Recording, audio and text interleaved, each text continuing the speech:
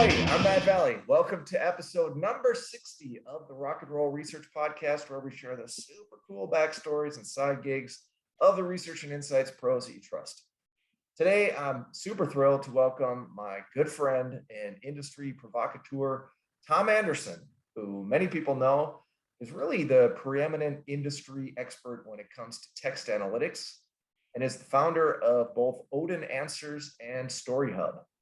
Or you may know Tom from Next-Gen Market Research, also known as NGMR, which began humbly as a 2007 LinkedIn networking group and really kind of blossomed from there and became really a platform of conversation for the industry. Tom and I became good friends when we were serving together for a few years at the AMA's Insights Council. I later became a client of Tom's, but have always remained a friend. And I always appreciate Tom's irreverence. So welcome to the podcast, Tom. Thank you so much, Matt. Pleasure to be here. Yeah, now, is it true? So I know on your social media profiles, it usually says Tom H.C. Anderson. Is it true that the HC stands for hardcore, as in Tom Hardcore Anderson? Yes. No, Howard Christian, actually. Okay, Howard Christian. Well, I'm going to continue to believe it's hardcore. Sounds good. That's fine. Okay, Tom. Hey, it's really great to see you. And thanks so much for being on the podcast. You know, one thing, we've talked about a lot of things, but I never really heard your story about how you got into market research in the first place. Why don't we start there? Okay. Well, it's kind of a boring story like most people's in terms of getting into market research, but long story short, I started with a very long paid internship with AC Nielsen Basie's group. Okay. And then after graduating college, I worked as a product manager for a small, very old company in Greenwich, Connecticut for, I don't know, was it 2 years possibly? But I missed, I guess I missed market research, the analytics, and something that I've seen other people talk about on your show, you know, that interest, I guess, that gets satisfied in a way by doing market research analysis. So I went back to market research and NFO, National Family Opinion, at the time. I think we actually overlapped back then, but didn't know. Yeah, were you in Toledo, Ohio, or? I was in Minneapolis. Minneapolis, yeah. I mean, back then. I think I was the first analyst, as far as I know, at NFO. My boss was of course head of analytics in the Greenwich office, and I was the only other analyst at the time. And then they opened up some analytics, basic analytics, in other offices. Yeah. But that was the corporate headquarters. But I mean, a big company, certainly the operations in Toledo was huge, sure. But no, I mean, there had been no analytics before then. Corporations did their own analytics, and they just bought data at the time. And then, of course, they were bought by TNS later. But I went back to grad school and then came back to NFO TNS at the time and managed the Starwood Hotels account, which was, I think, the biggest account they had then. Yeah. Well, that's how I got in anyway. So, yeah. Yeah, cool. So did you specifically know that you wanted to do market research when you were in college, or was it just you were exposed to it through the internship and, hey, this seems like something? Yeah, no, I don't think it's something you plan to. I mean, I started out in engineering in college at University of Connecticut, and but wasn't sure I wanted that. I realized I didn't want that either. So I looked at finance for a bit, and then marketing.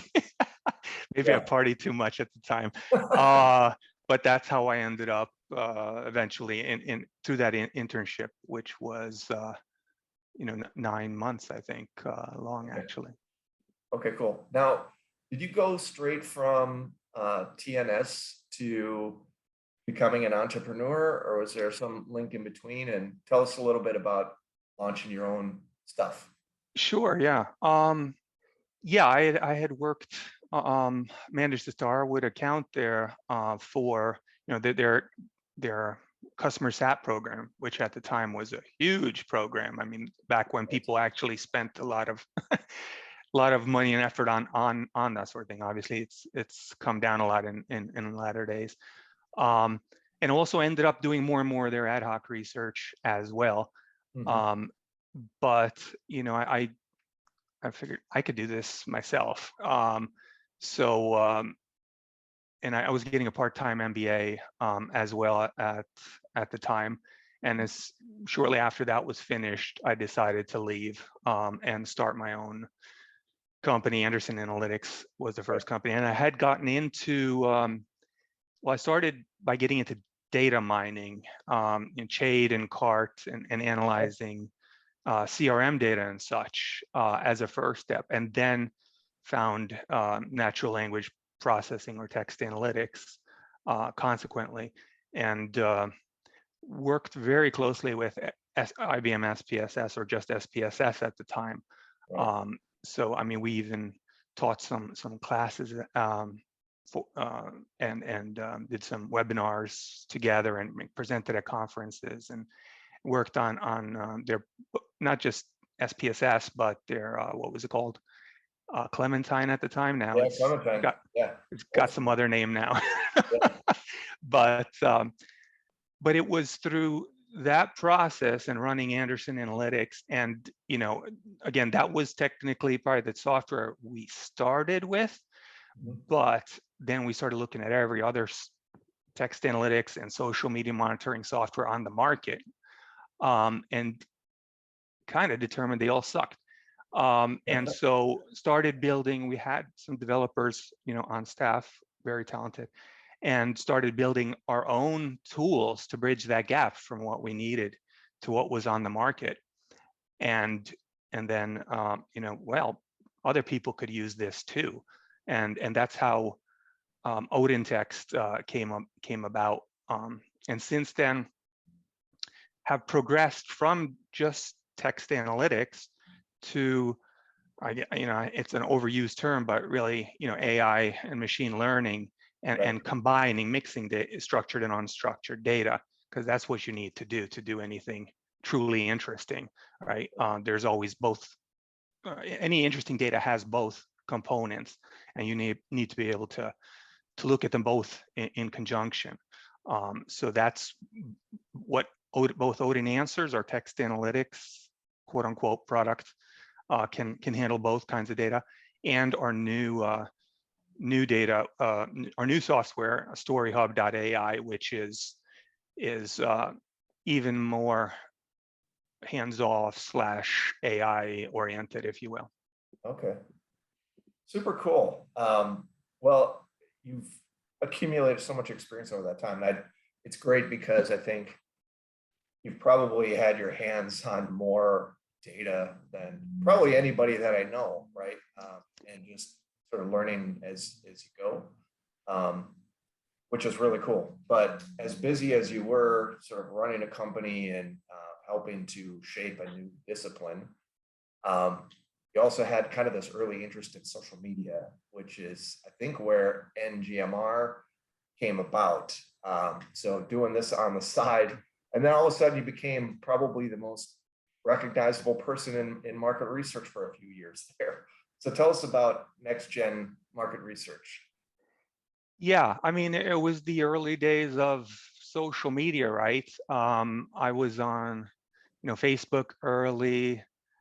You had to have a .edu email address, if you recall, right? So I had the UConn email, and I was also working, yeah, and I was working with like MTV at the time, so we were very interested in college students and youth. And I tried Twitter, and I thought, this is the dumbest thing I've ever seen, and blogs are stupid too. But then I circled back to them, you know, because there must be something to it, because it's, you know, on the news every day and whatnot. And so started looking at, we actually built, and this was in the days of Anderson Analytics still, and we started building a couple of apps for Facebook. Was actually the first thing with social media that I did, and fascinating, the kind of data. you could click back then. Now they've put up all kinds of rules against, sucking up all that data and analyzing it. But at the time, it was kind of a free-for-all. So looking at that data was very interesting, like connections and whatnot. But the reason I started blogging and Twitter, I mean, I was into absolutely, of course, natural language processing already, and these media provided data. I'm not saying it's the best data now. I know it's not, but it can be analyzed, of course.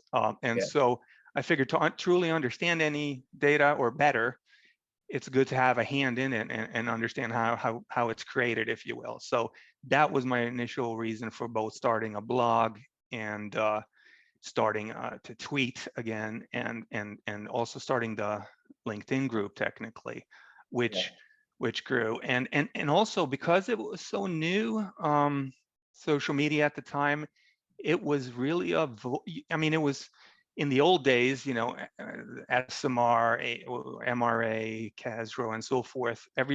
Not that everybody paid attention to them. It's a smaller group, but you start realizing within market research that cares about that stuff. But you could easily have a much bigger voice through social media than through those, being a member and speaking at any of those conferences, in fact. So that's what happened. I think there's 40,000 or so members in NGMR now.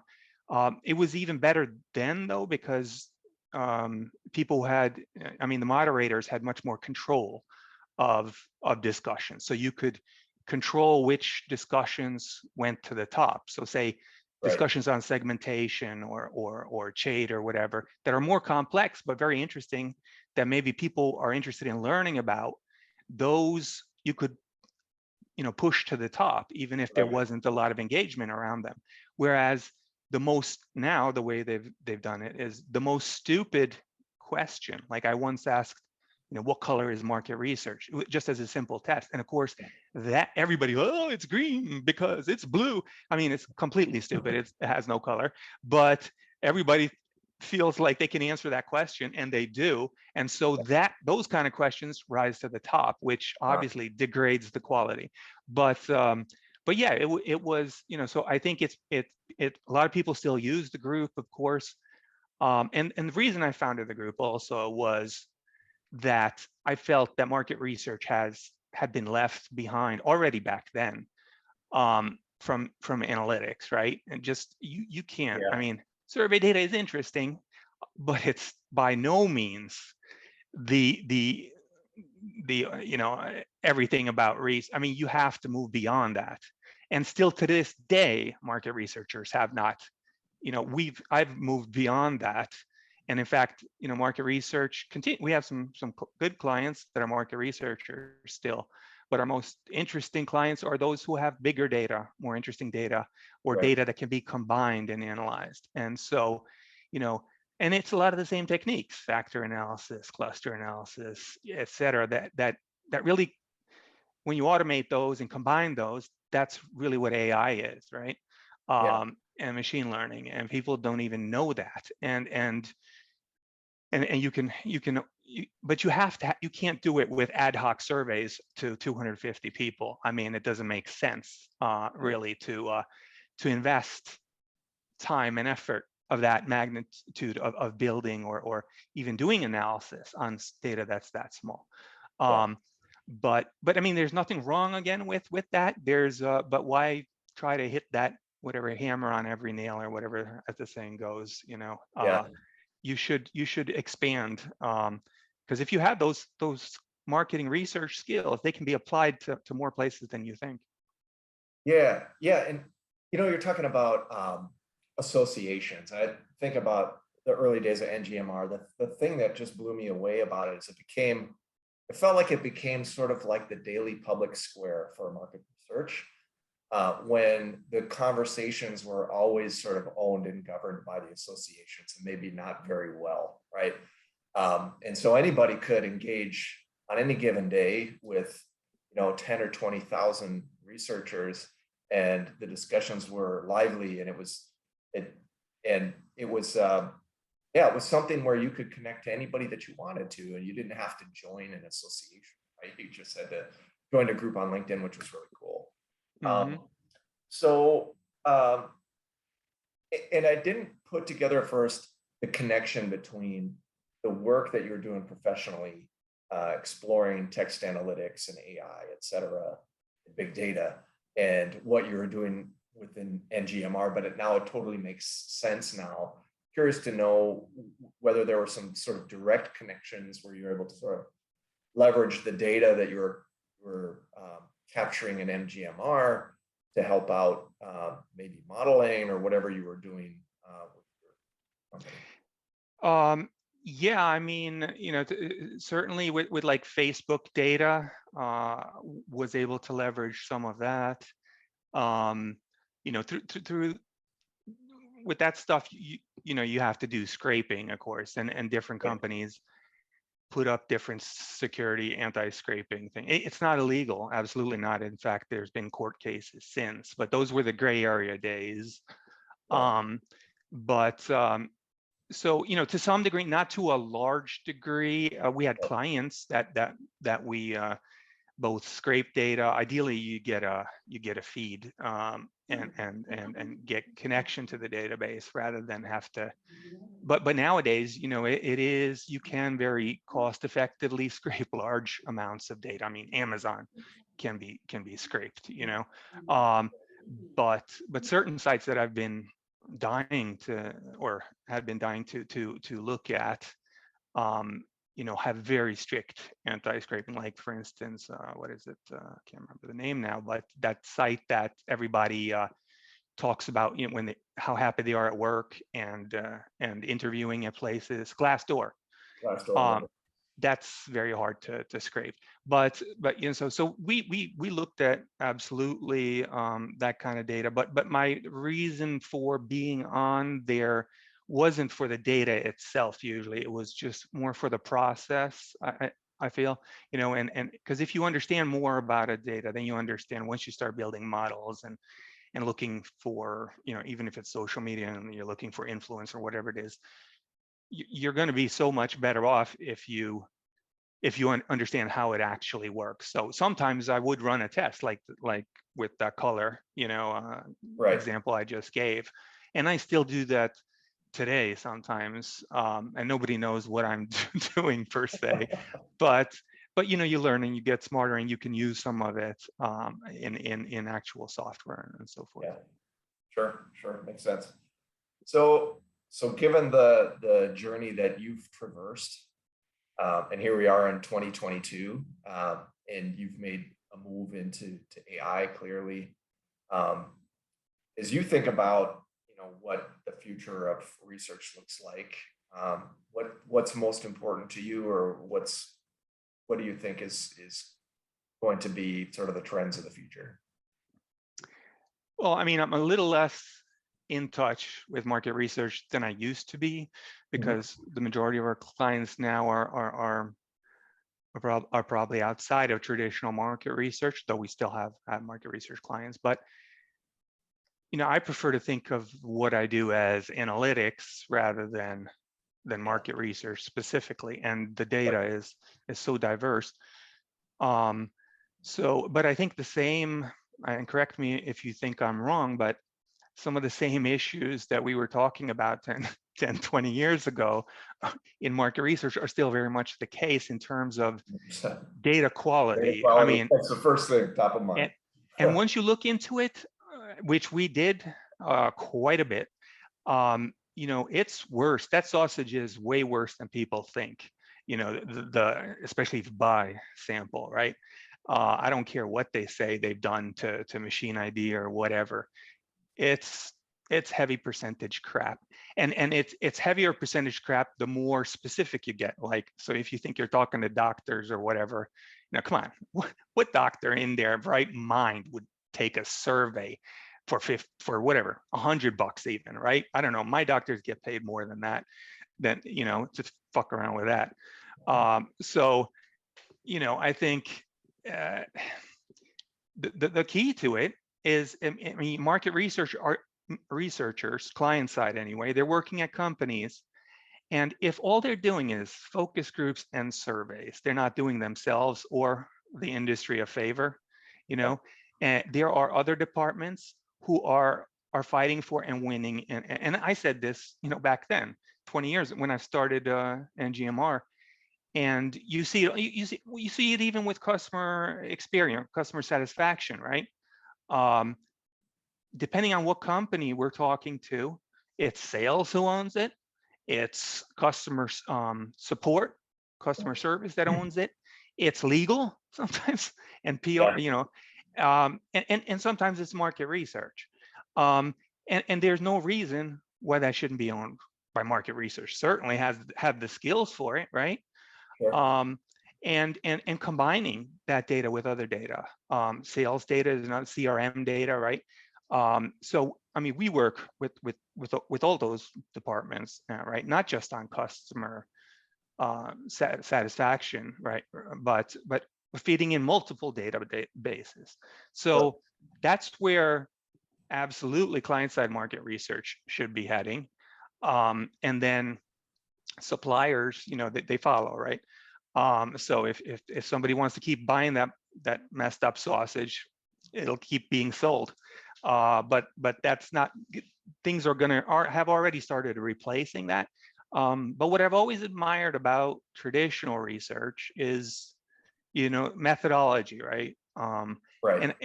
And you know, that's why we have a lot of PhDs working for us, because the one thing that they come with is a good understanding of methodology. Um, you know, in Europe, I went to school in Europe for a while. There, even master students have to write a thesis, like an MBA. I have an MBA from the US and a master's degree in Sweden. In the US, there was no thesis, there was no methodology class, right? Because Right. even though it's a 2-year degree here, but in Europe, it is. You do still write a thesis, and you do still have to take a methodology class before that. And so you understand research, and you understand ethics, and you understand what not to do. And so, I mean, that's one thing that I've seen actually on the decline in traditional market research here, where like people who know nothing about methodology are starting companies, market research companies, and you know, just getting people off the net to take surveys or whatever. And that's why the sausage is, I wouldn't think it's getting better. It's probably getting worse, right? Right. Right. Very interesting perspective. So I know that a lot of what you've learned by doing, right? But I know you have really broad perspectives on a lot of topics, and are active in terms of media consumption, right? So, and this is a podcast, right? So, what podcasts or you know, blogs, like you mentioned earlier, or any other kind of media do you turn to for maybe inspiration or information or enjoyment? Well, I mean, so you know, I used to read, you know, more market research blogs, and I had my own blog, which was Yeah. quite popular for a number of years. But now, you know, on the one hand, my attention has shifted more towards, and for a while in the middle, it was text analytics, but now it's more towards, you know, AI and so forth. But I really think that inspiration can come from anywhere, and you really don't know where it can come from, right? So it's about Sure. being curious and so forth, and also from and that's why, you know, in the past I think we've hired from different disciplines. I mean, psychology is one, right? But that's not to, I mean, there's a lot of people from psychology in market research too, of course. But you know, if you hire somebody who's good in psychology, and maybe who has worked outside of market research first, they're going to have very interesting ideas and approaches that are Yeah. different than ours.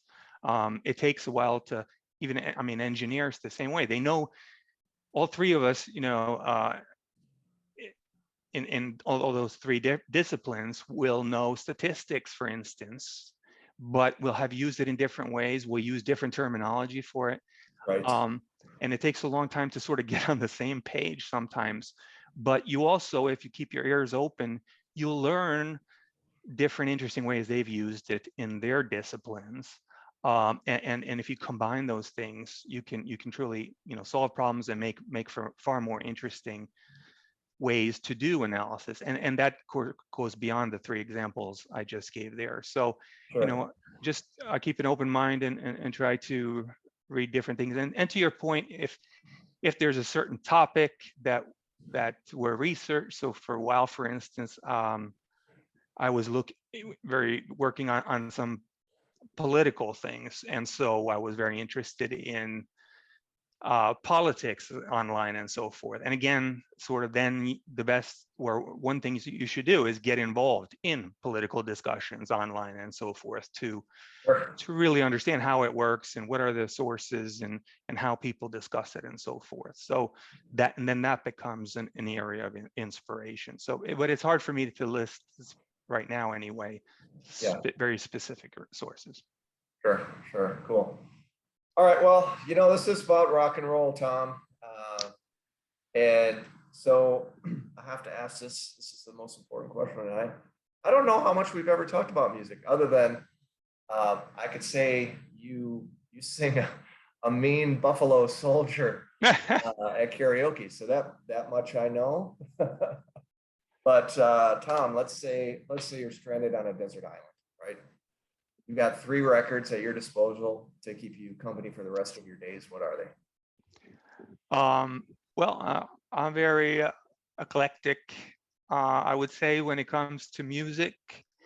But setting and set is important. So if I was on a desert island, like I like Deadmau5, for instance, right? But that would not be what I would want to listen to the rest of my life on an island.